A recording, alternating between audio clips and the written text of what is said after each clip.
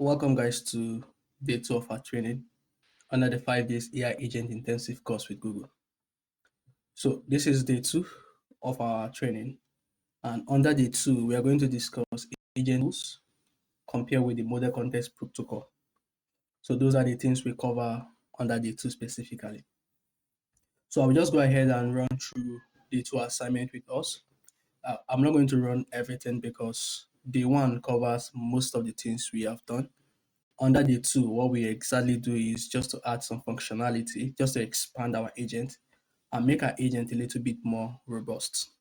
So I will just figure out some of those things that were added under the two and just emphasize a little bit about them. And now remember, we are using our Cargo Jupyter notebook for the two. So I will just go ahead now and give me some sec.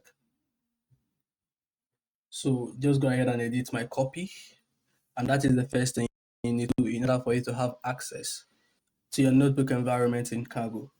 So my system is still loading. Let's give it the time for it to come up. Okay, so here we are right now.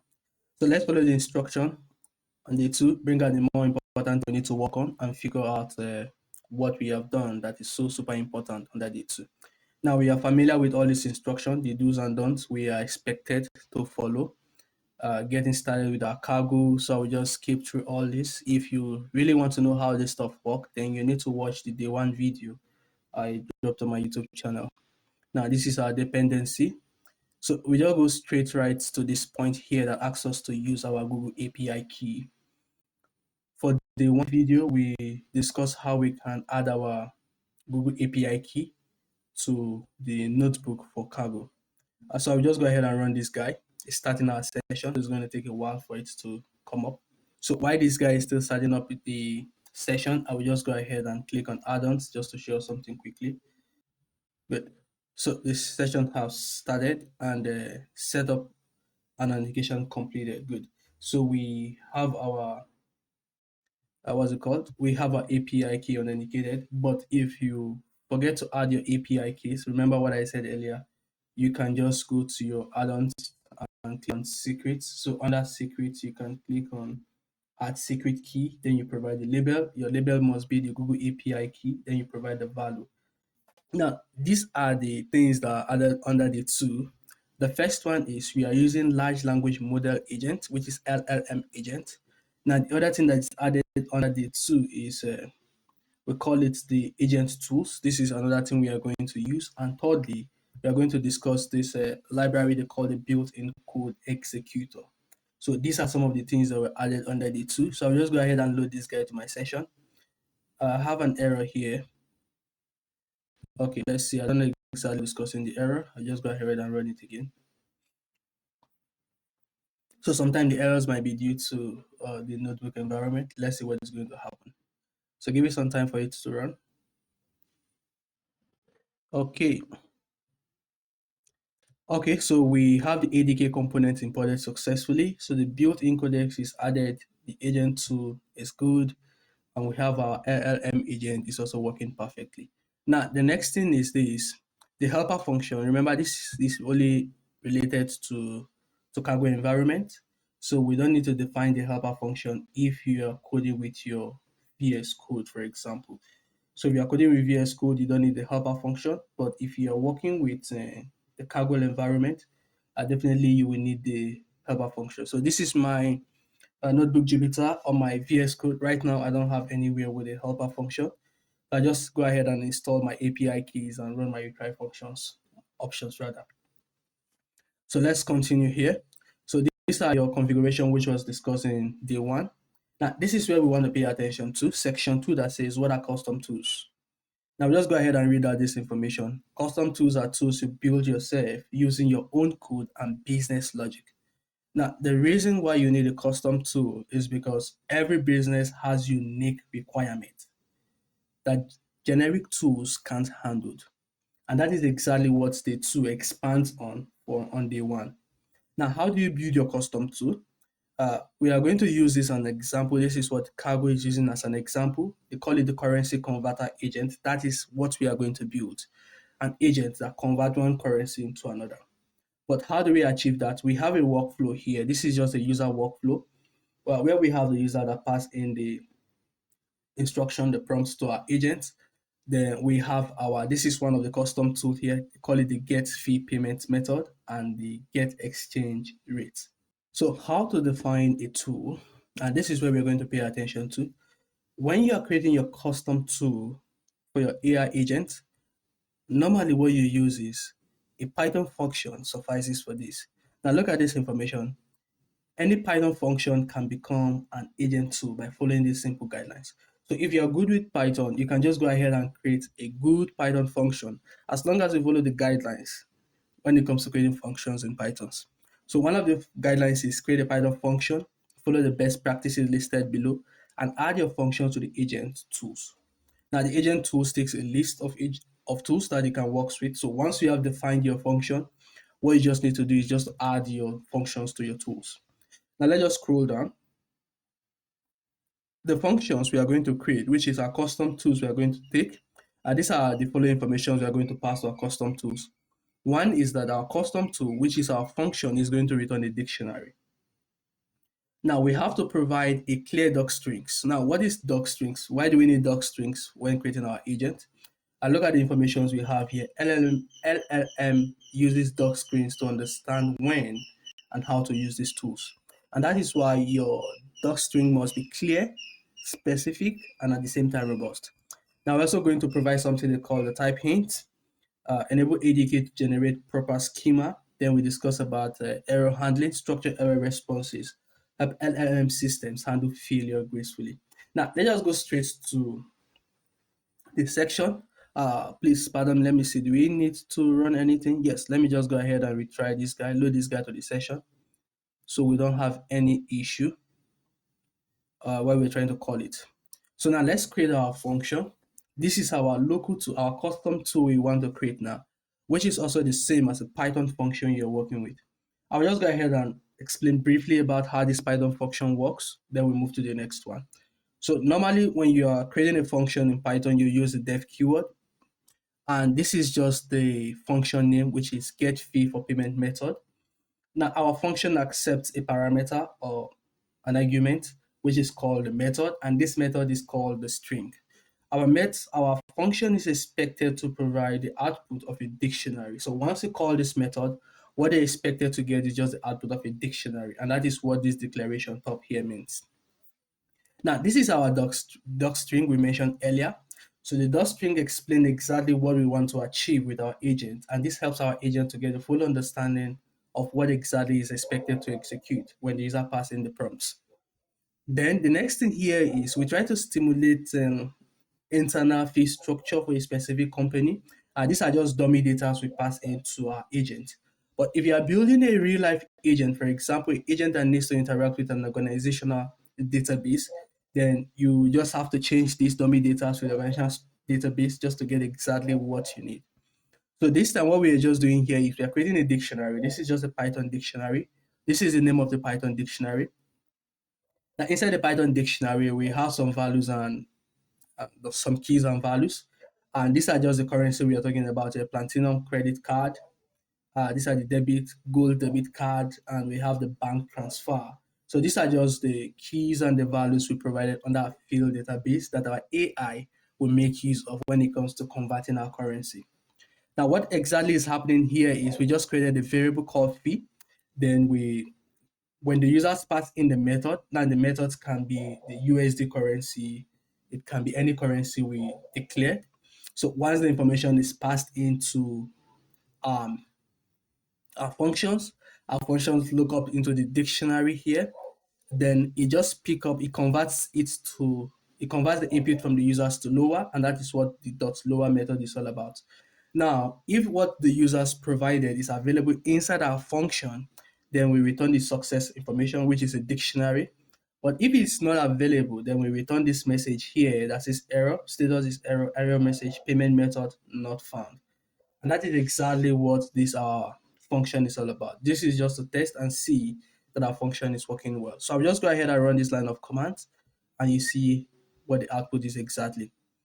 So we are having an invalid literal for int with 10. I'll just go ahead and run the commands again. I don't know what is happening to my notebook, why I keep getting errors at the first time.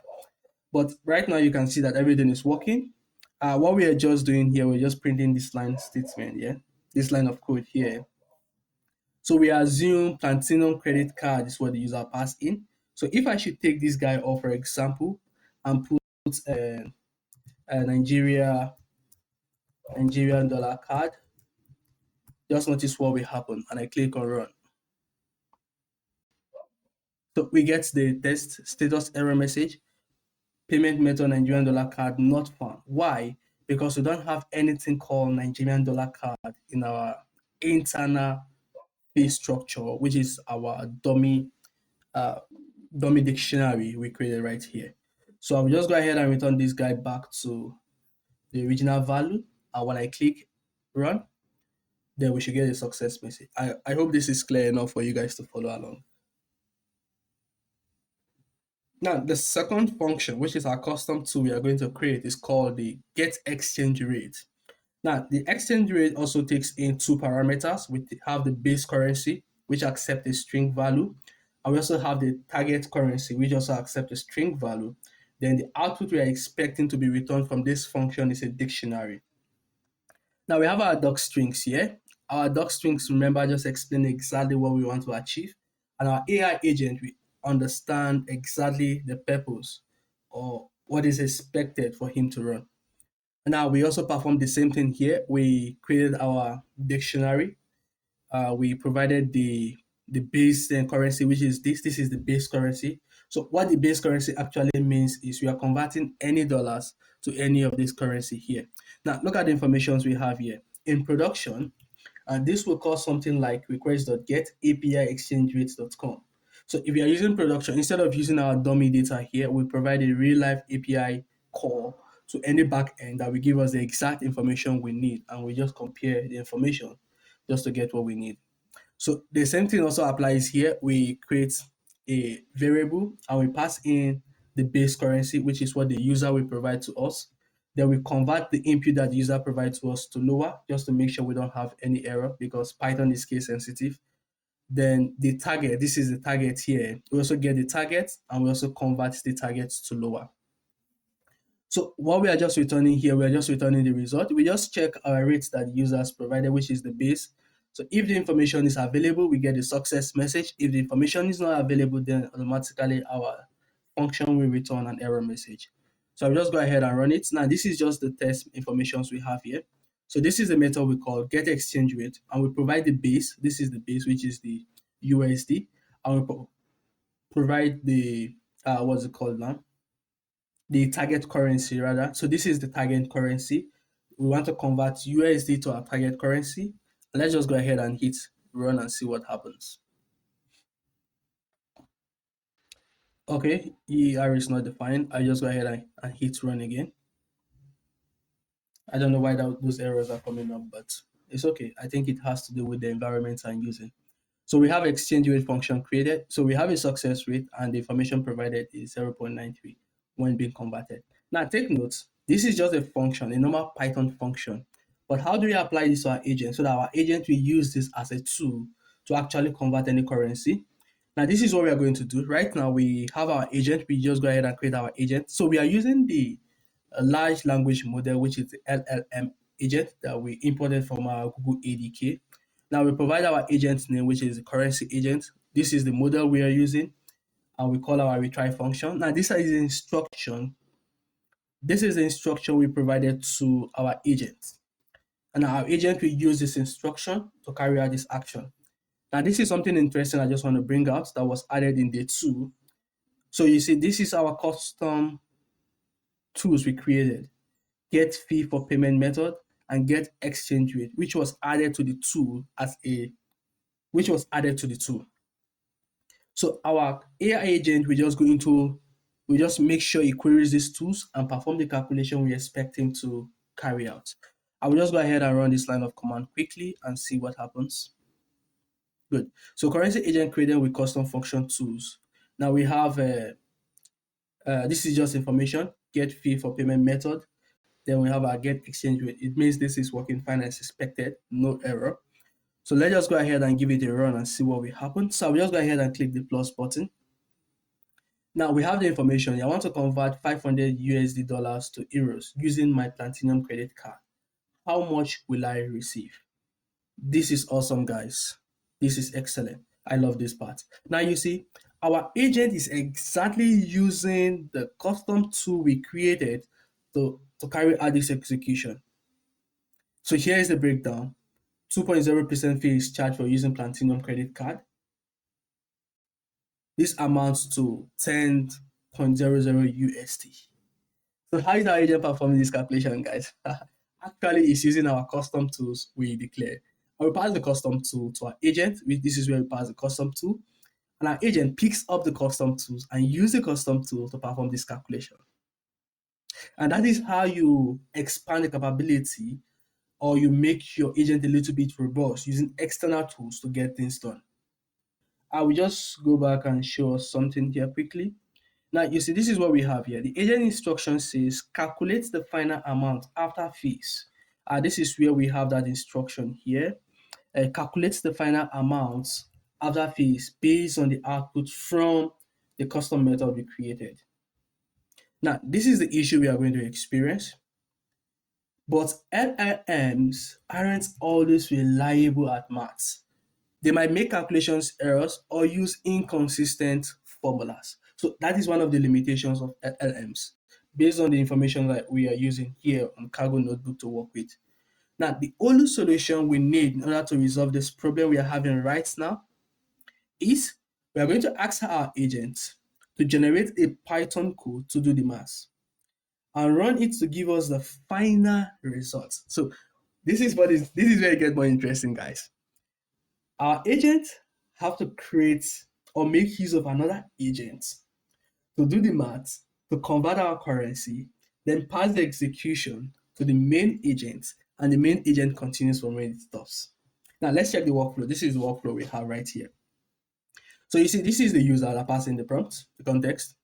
Now this is our enhanced currency agent. This is our custom tools we created using our normal Python function. Now this is another agent called the calculation agent that we are going to create. Now the calculation agent is using the method called the built-in code executor tool, and that is what it's using to make this calculation. But let's check briefly what this tool is all about. I think Google explained what the tool is all about. Good. Which takes in, let's create a calculator agent which takes in the Python code and uses the built-in code executor to run it. Now let's see, is there a place there? Okay, this uses Gemini code executor capability. I'm just trying to see where. Okay, so this is where they explain what this method is all about. ADK has a built-in code executor capable of running code in a sandbox, and that is what we are invoking this guy to create our agent with. Now, good. Let's come down to this place. So this is our agent called the calculation agent. We are still maintaining our large language model agent with ADK. This is our agent's name here. This is our model here. This is the instruction, the enhanced instruction we provided. And now take note of this, guys. Code executor. So we bring in the built-in code executor from our Google ADK to perform our calculation. Now look at these new rules we have here. The new rules, your output must be only a Python code block. Do not write any text before or after the code block. These are just instructions we are giving our agents to work with. Now the next thing is the task is to take a request from a calculation and translate it into a single block of Python codes that calculates the answer. And that is exactly what we want our agents to do. Now let's just go ahead and run this code just to make sure we load this guy to the memory. Let's see, do we have any error? I'll give it a try again, just one more time. Okay, we don't have any output. It's good, no error. So now let's update our agent instruction to use the toolset. Now let's read this information. Originally, calculate the final amount after fields is a vague math instruction. So our agent might come up with some mistakes, but this is where the enhancement comes in. Generate the Python code to calculate the final amount and use the calculation agent to run the code and compute the final amount. Excellent. So now we want to add this agent tool to to our enhanced currency agent. I will leave all these informations here. I will just go straight to this line here, the tool section here. If we check the tool section here, so we call something, our tool has a kind of an argument that we need to pass in, which is called agent tools. Now the agent tools takes in the agent. Now take note of something. The agent we are using is called the calculation agent. And the comment here says using another agent as a tool. We still maintain, don't forget, we still maintain our custom tools we created earlier. But the reason why we are calling this calculation agent is just to make sure that our calculation is reliable and accurate. Good. Then we provide all the information we need. So I will just go ahead and hit enter here. And let's see what happens. Excellent. So this is running fine. Let's go ahead and run our enhanced agent. Let's load this guy to the memory. Excellent. This is also loaded to the memory. Let's also run this guy and see. So this is what we got, guys. Convert 1,250 USD to INR using a back transfer. Show me the precise calculation. Good. So we got some warning here. Let's see. These are just some warnings. Google Gen AI type warning. This is just a type warning, so we can ignore this. This does not affect anything we are doing. So, but this is the output now we get. Fee percentage is 1.0%. Fee amount, this is the fee amount. Amount after fee, this is what we get. Exchange rate in INR, this is what we get. And the final amount, this is what we get. Now, this is, we can trust our agents that our agent is doing exactly what we want it to do. You know why, guys? Because we are using another agent tool to perform this calculation, which is called the calculation agent. And this generates a Python code, run the maths behind the hood, and pass the information back to our main agent, and we get exactly what we need. So this is how you expand your agent using a custom tools and using another agent in order for you to achieve what you really want to get with your agent. So this is just a brief explanation here. When the currency agent calls the calculation agent, it passes it to the generated Python code. That is what is happening under the hood. Now the calculation agent in turn used the built-in code executor to run the code and gave us precise calculation instead of LLM guesswork. And this is why we believe this is so, what we have is correct. Now let's see if we can inspect the response. This is just a code to inspect the response. I'll just go ahead and run it again. So what is going on? Our name show Python code is not defined. I don't know why this guy is coming up. I believe all things are good. So I will just show Python code result is not coming out. I don't know why it's not coming out. But basically, this guy is just to help you understand the codes that runs under the hood that this agent execute. So you guys can just try to run it at your own side, try to figure out why this guy is giving us an error. Everything is working fine from my own point of view. This is just a code generated by Kaggle themselves. So let's see again. I'll just go ahead and give it a run again.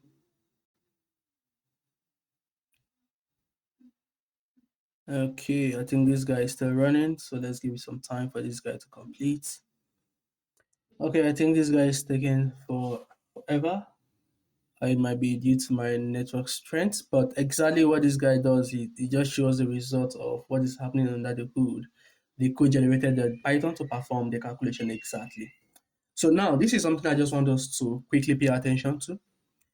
When you are making use of the AI agent tools, especially the using external tools to get things done or your custom tools to get things done, if you notice something, we call an argument here called the agent tools to pass in our agent, also call our the other tool which is called the calculation agent to get things done.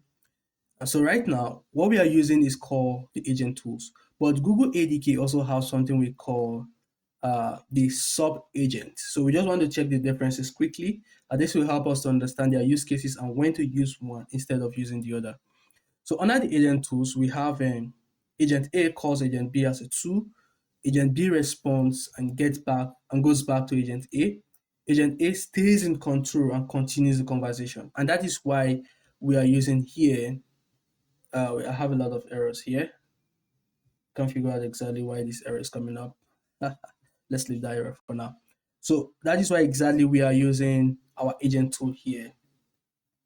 Now I will scroll down and let's see something.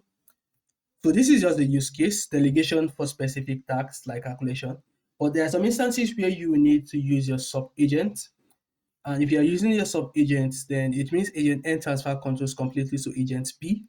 Agent B takes over and handle all feature user inputs. Then agent A is out of the loop completely. So this is just the use case. So depending on which one you want to use, you can decide to use agent tools or not, or sub agents. But in this demonstration purpose, in this lab, what we actually use is called the agent tools because of our specific need. So guys, this is everything about day 2 of our 5 days agent intensive course with Google. Now, just to recap those important points we discussed, we created our custom tools. This is just the workflow. You can check the workflow for yourself. We check how to create custom tools using our get fee for payment method and our get exchange rate. Then other things we also use is we use agent tools just to get exactly calling another agent to perform some specific calculations for us, just to get exactly what we need. And then we also discuss, so this is some of the things we are going to discuss next. What tools from modern content protocol servers, file system access, Google Map, database, and I believe all these informations will be covered in day 3 of our labs. So we also use under the Gemini tools, we also use the Google search and the built-in codex executor.